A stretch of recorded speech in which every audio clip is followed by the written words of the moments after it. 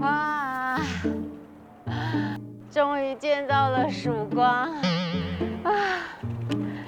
太开心了，我真的是太累了，而且我感觉我的身体能量已经快耗尽了。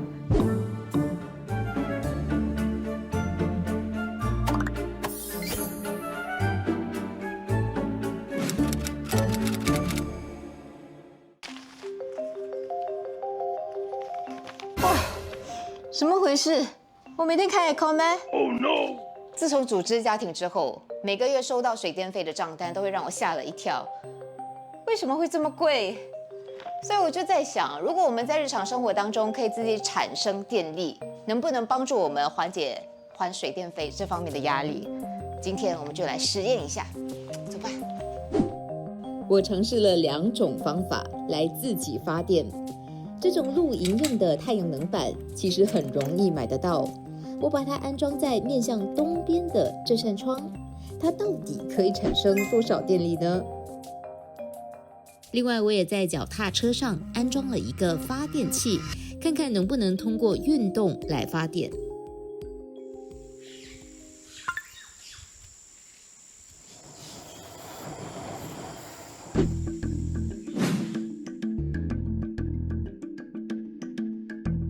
我现在就在克兰芝铁道走廊的起点，今天的天气实在是太酷热了，我真的是睁不开眼睛。不过呢，我依然会打算从这里一路骑到新传媒去，主要是要测试呢，到底能不能通过骑行使这个发电器发电。准备好了吗？走吧。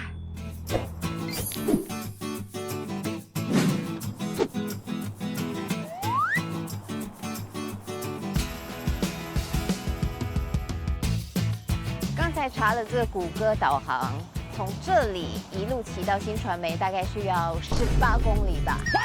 然后呢，我猜想应该是需要1到1个小时半才可以完成骑行。我要努力的踩，加油！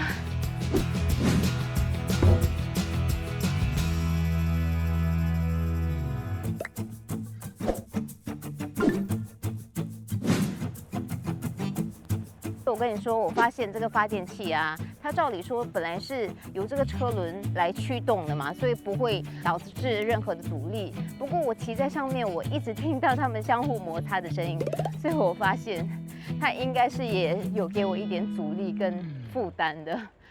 可是没关系，再坚持一下。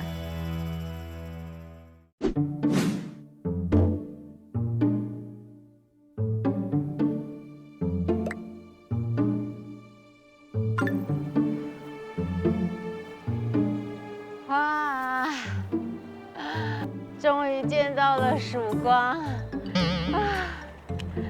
太开心了，我真的是太累了，而且我感觉我的身体能量已经快耗尽了，不知道那个发电器到底充满了没？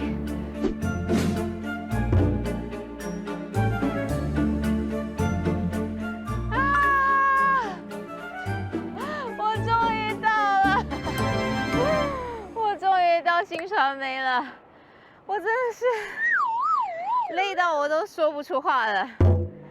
然后呢，我现在满心期待，也非常好奇，到底这个发电器充电充得如何？走，我们一起去看一看。太累了啊！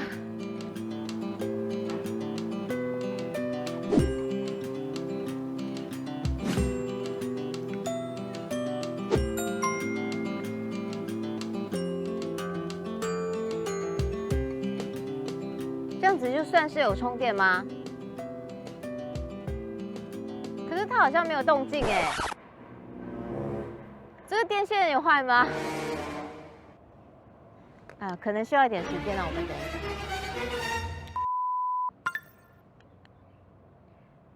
编导，它没有在充哎。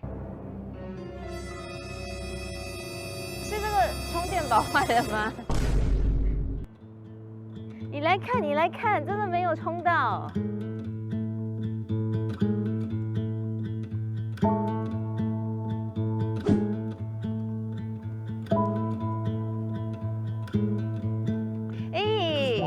张教授，授你好。嗨，静海你好。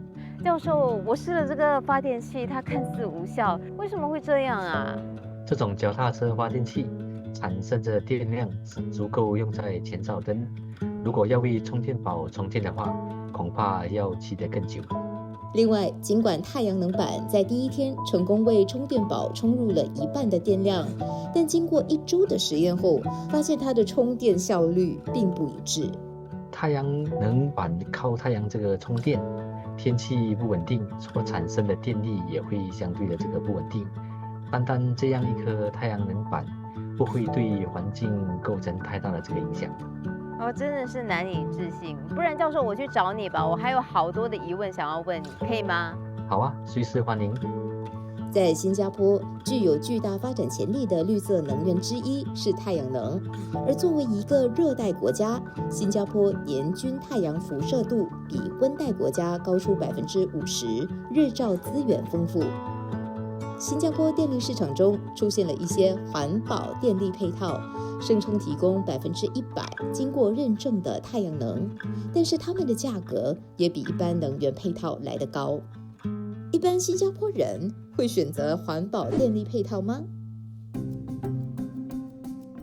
你有没有听说过在市场上有一个叫做电力环保配套的？sorry，我很少注意这个。我有知道那个折扣配套而已，很多配套而已，我不知道有没有环保啦。 OK， 你看它的价格会稍微贵一点可能1个月算到来会多一个10块钱，但是呢，它就会帮助我们可以绿化我们的使用的电能，所以如果它贵一点点的话，你会不会选择？每个月10块钱 OK 了，可以的。来，请做出你的选择。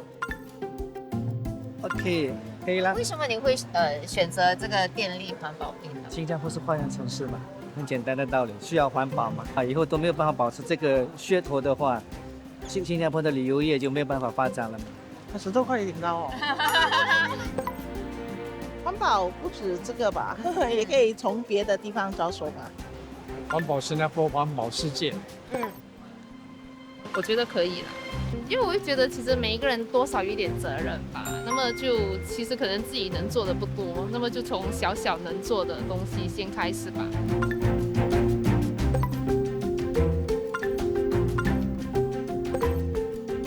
做完一轮的街头访问，我从跟他们的对话当中也发现，其实他们对于环保配套的认识其实也不太足够，有些呢也是对碳抵消计划一知半解。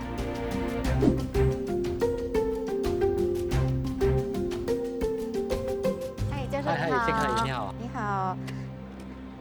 我好像听到太近了，是吗？Sorry。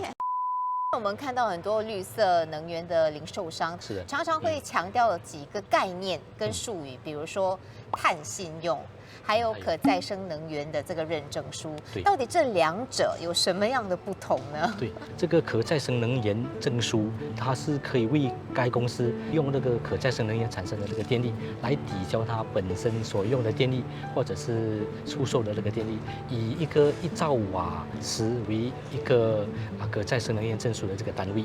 碳信用额的话，它是用其他的方式来抵消该公司所排放的这个碳排放，以一个所谓的1吨的这个碳为一个单位。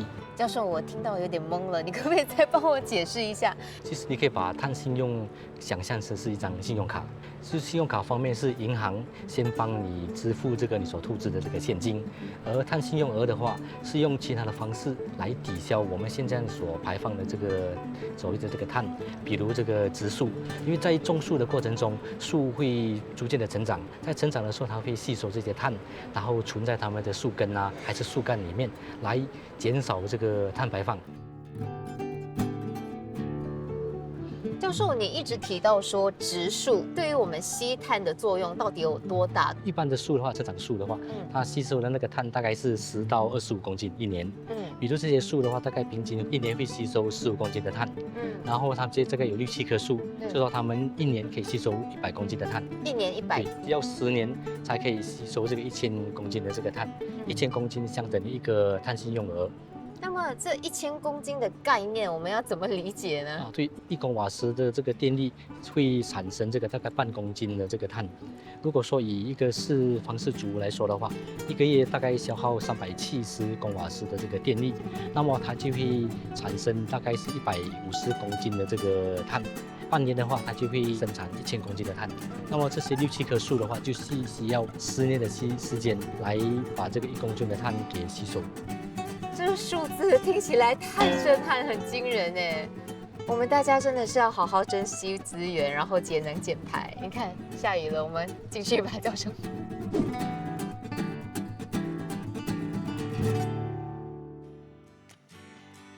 能源是一种宝贵的资源，它不仅为国家提供动力，而且还让我们的生活更加便捷。